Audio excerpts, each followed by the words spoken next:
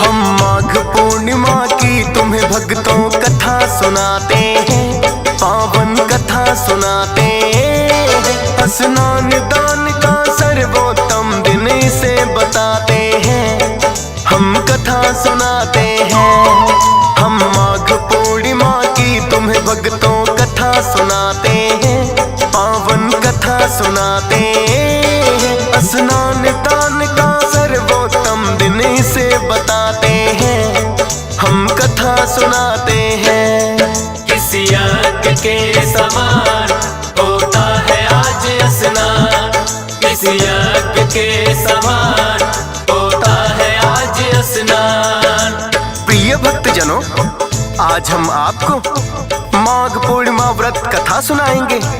और जैसा कि आप सभी भक्तों को ज्ञात है कि इस वर्ष प्रयागराज में महाकुंभ का आयोजन भी हो रहा है, तो यदि माघ पूर्णिमा के दिन संगम स्नान का सौभाग्य प्राप्त हो जाए तो अश्वमेघ यज्ञ के समान फल की प्राप्ति होती है। माघ पूर्णिमा के पावन अवसर पर इस दिन प्रयागराज में शाही स्नान किया जाएगा। तो आइए भक्तों, पहले जानते हैं महाकुंभ के पावन अवसर पर शाही स्नान का महत्व है।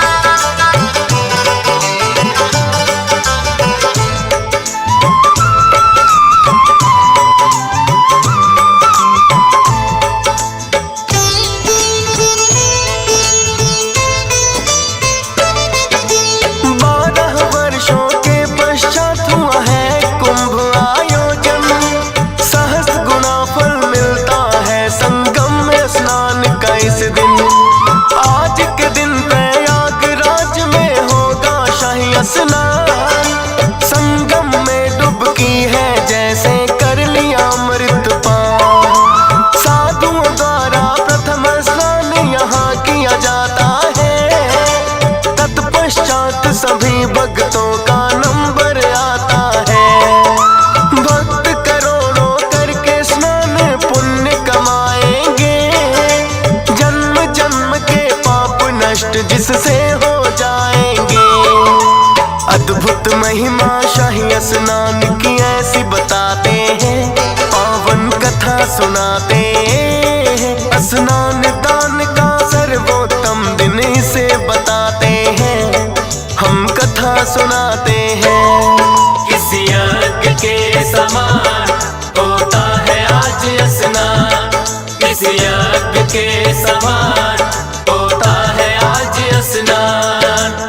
प्रिय भक्तजनों, वैसे तो संगम में स्नान पुण्यदायी ही होता है, किंतु किसी विशेष दिन इसका महत्व और भी कई गुना अधिक हो जाता है। जैसा कि हम आपको माघी पूर्णिमा स्नान का महत्व बता रहे हैं। कहते हैं माघ पूर्णिमा में महाकुंभ में स्नान का महत्व 32 गुना अधिक पुण्य फलदायी होता है। माघी पूर्णिमा को इसलिए 32वीं पूर्णिमा के नाम से भी जाना जाता है। इस दिन गंगा स्नान या अन्य पावन तीर्थ में स्नान करने से भगवान विष्णु और माता लक्ष्मी की कृपा प्राप्त होती है। अनेकों भक्त इस दिन व्रत भी रखते हैं और व्रत रखने वाले भक्त माघ पूर्णिमा व्रत कथा का श्रवण अवश्य ही करते हैं। तो आइए भक्तों, हम आपको माघ पूर्णिमा व्रत कथा सुनाते हैं।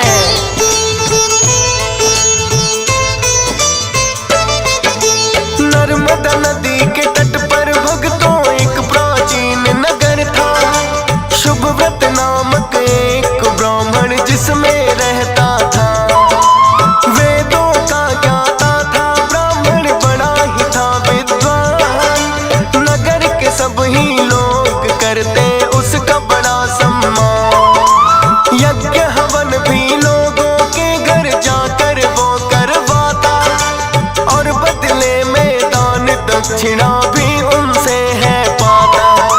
किंतु लालच शुभ व्रत का तो बढ़ता ही जाता है। जितना मिलता दान उससे अधिक वो चाहता है।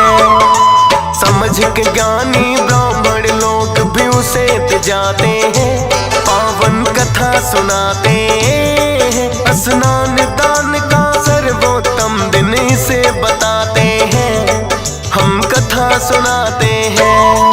किसी यज्ञ के समान होता है आज स्नान, किसी यज्ञ के समान होता है आज स्नान।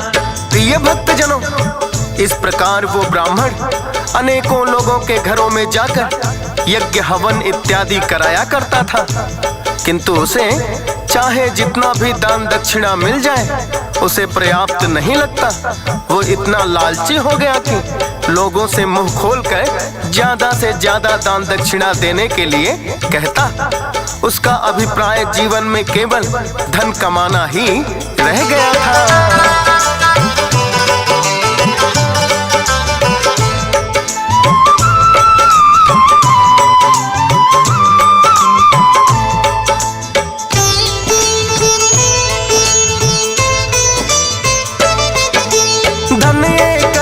ब्राह्मण इतना करना चाहता है, लगता है कम उसको वो तो जितना कमाता है।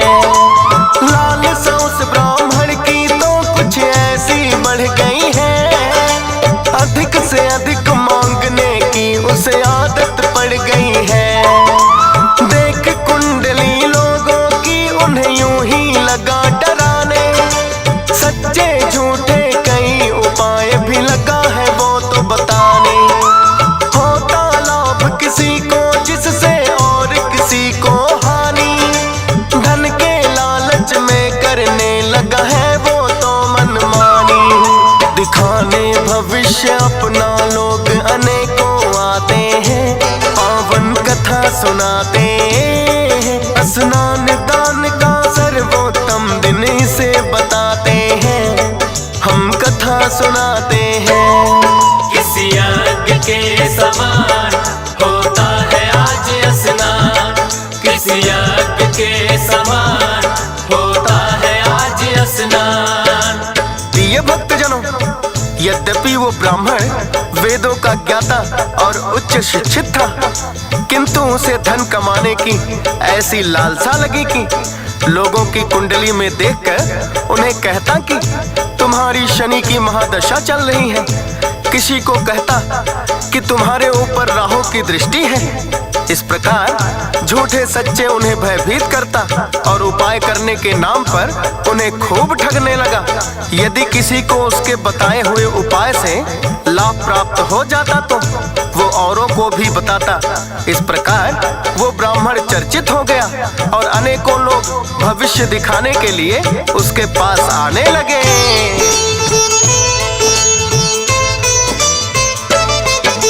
भीड़ बड़ी ही भविष्य जानने वालों की लगी लगने, और उपाय के नाम पे ब्राह्मण भी लगा उनको ठगने।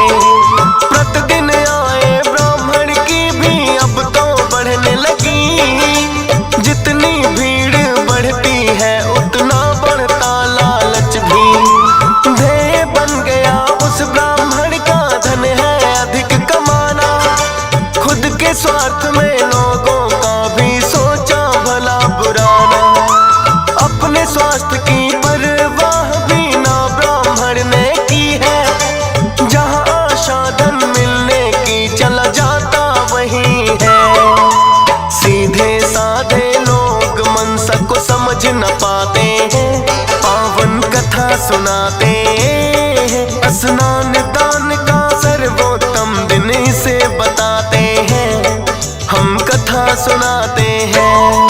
किसी यज्ञ के समान होता है आज स्नान, किसी यज्ञ के समान होता है आज स्नान। प्रिय भक्तजनों, अब उस ब्राह्मण की यही इच्छा थी कि किस प्रकार से कम समय में अधिक से अधिक धन अर्जित किया जाए। जहाँ भी उसे दान दक्षिणा मिलने की उम्मीद होती, चलकर वहीं पहुंच जाता। अनेकों ही लोगों की कुंडली देखकर उन्हें उपाय बताता और अधिक से अधिक धन अर्जित करता। इस लालच में उसने अपने स्वास्थ्य पर भी ध्यान नहीं दिया और समय से पूर्व ही वो बूढ़ा दिखाई देने लगा।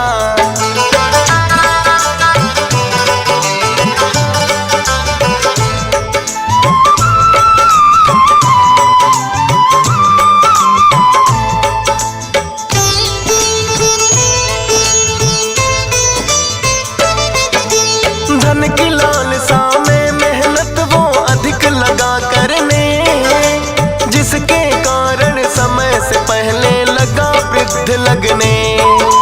यतन जतन से धन तो उसने खूब कमाया है, स्वास्थ्य का पर अपने ख्याल वो रख नहीं पाया है।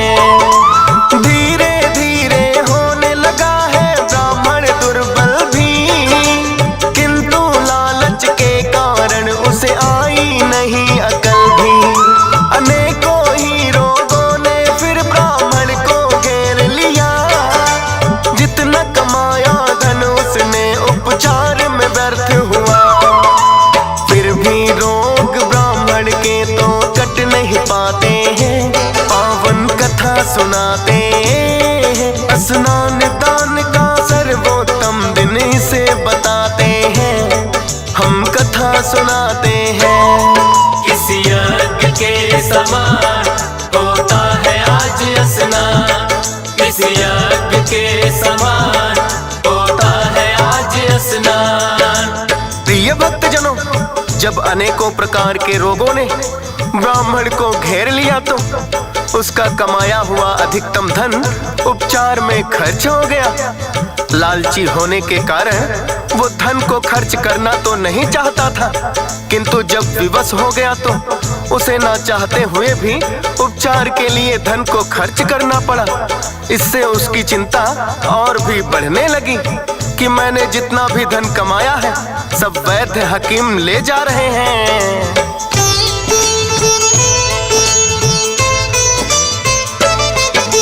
जैसे जैसे वो उपचार में धन को लगा गवाने, व्यर्थ क्या सारा हो जाएगा चिंता लगी सताने। सूझता ना उसे कोई उपाय कैसे बचाया जाए, ले जाते हैं वैद्य जो मैंने मेहनत से है कमाए। ना चाहते हुए उसका धन है अधिकतर खर्च हुआ, बस बड़ा ही कर सकता था क्या। एक दिन बैठे बैठे उसको हुआ है पश्चाताप, इतना लालच करके मैंने कर दिया शायद पाप। लालच से जो कमाए पैसे यूं ही जाते हैं, पावन कथा सुनाते हैं। स्नान दान का सर्वोत्तम दिन इसे बताते हैं, हम कथा सुनाते हैं। किसी यज्ञ के समान होता है आज स्नान, किसी यज्ञ के समान होता है आज स्नान। प्रिय भक्तजनों, अब उस ब्राह्मण को अपने कर्मों पर पछतावा होने लगा।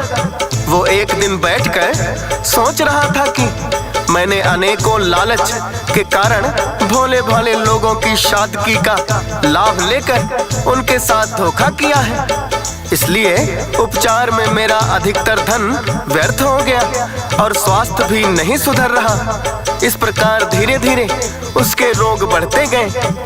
अब उसके पास पश्चाताप के अलावा और कोई रास्ता भी नहीं बचा था, क्योंकि ब्राह्मण ने वेदों से ज्ञान प्राप्त तो किया था, किंतु उसको लोगों की भलाई के लिए इस्तेमाल ना करके निजी हित के लिए सोचने लगा। तभी उसे याद आया कि अंत बुरे का बुरा ही होता है।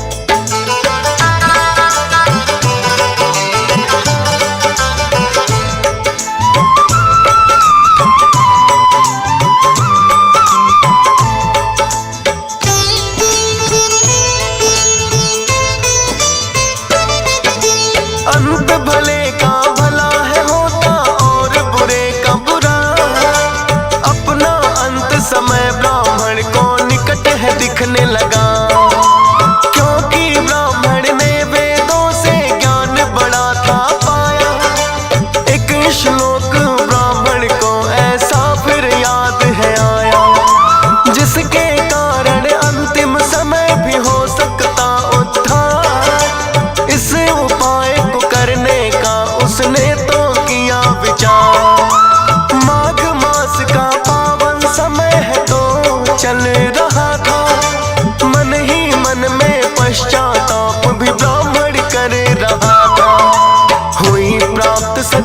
भी जब अंतिम दिन आते हैं, पावन कथा सुनाते हैं। स्नान दान का सर्वोत्तम दिन इसे बताते हैं, हम कथा सुनाते हैं।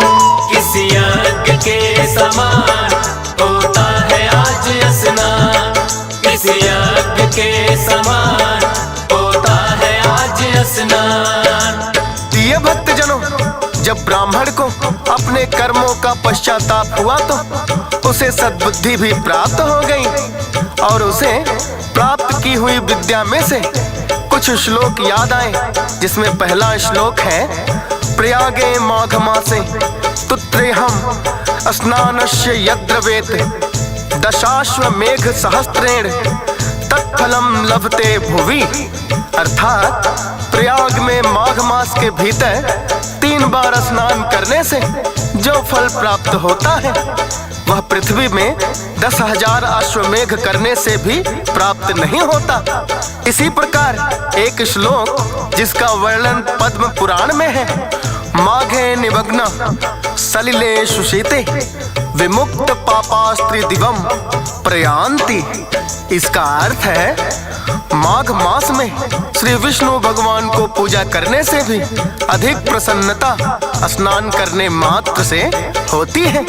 इसलिए सभी पापों की मुक्ति और भगवान वासुदेव की प्रति प्राप्त करने के लिए मनुष्य को माघ मास में तीर्थ स्नान अवश्य करना चाहिए। ये श्लोक याद आते ही शुभव्रत नामक उस ब्राह्मण ने निश्चय किया कि वो माघ मास में नर्मदा में स्नान करके अपने पापों का प्रायश्चित करेगा।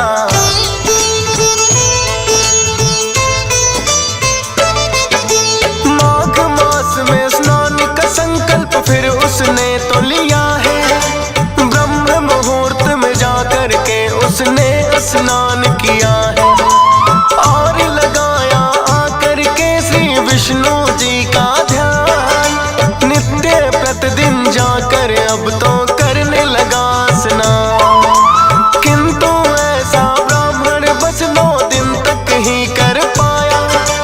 अंतिम समय ब्राह्मण का 10वें दिन ही है आया, पर सब पापों से ही उसको मुक्ति मिल गई है।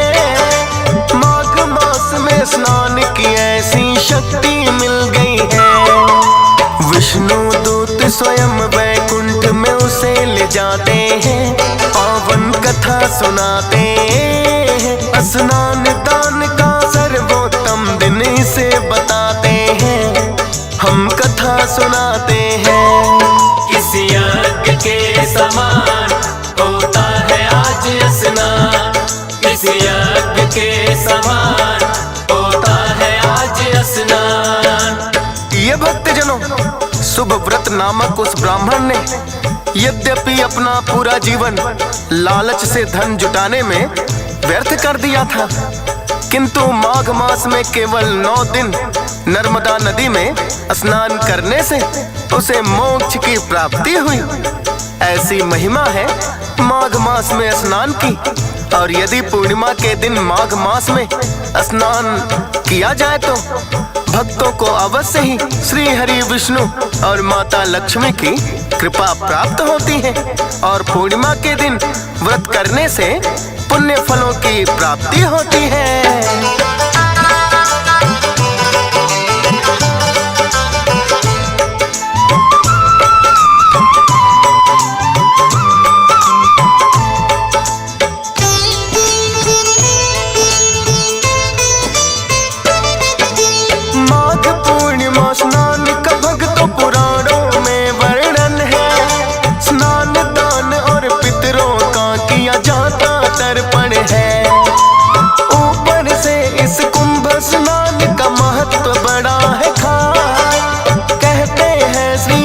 विष्णु खुद जल में करे निवास, भाग्यशाली नर होते हैं जो डुबकी है लगाते, जाने अनजाने में पाप हुए वो भी सब कट जाते। पावन भूमि प्रयागराज है जो आए एक बार, समझो उन भक्तों का तो फिर निश्चित है उद्धार।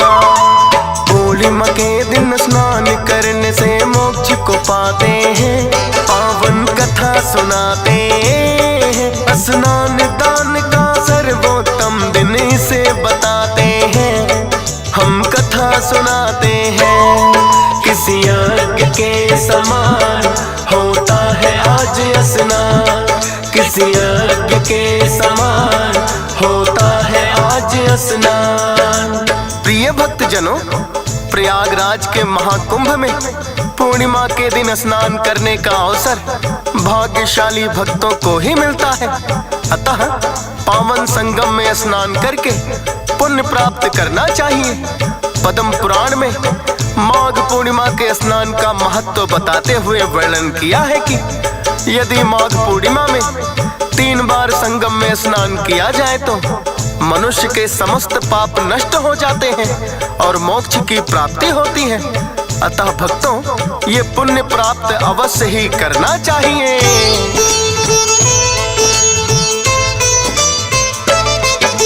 माघ पूर्णिमा के दिन करते जो तीर्थ में स्नान, प्रसन्न बड़े होते हैं उन पर श्री विष्णु भगवान। 32वीं पूर्णिमा भी इसको बोला जाता है। स्नान दान का 32 गुना फल आज भक्त पाता है। और माघ पूर्णिमा के दिन जो व्रत करे श्रद्धा से, रहते हैं वो भक्त दूर सदा दुख और दुविधा से। हंस राज रलहन को भी ये अवसर प्राप्त हुआ, कृपा हुई श्री हरि विष्णु की पाप से मुक्त हुआ। फौजी सुरेश और डीएस पाल भी ऐसा ही चाहते हैं, पावन कथा सुनाते हैं। स्नान दान का सर्वोत्तम दिन इसे बताते हैं, हम कथा सुनाते हैं। किसी यज्ञ के समान होता है आज स्नान, किसी यज्ञ के समान होता है आज स्नान, किसी यज्ञ के समान होता है आज स्नान, किसी यज्ञ के समान होता है आज स्नान।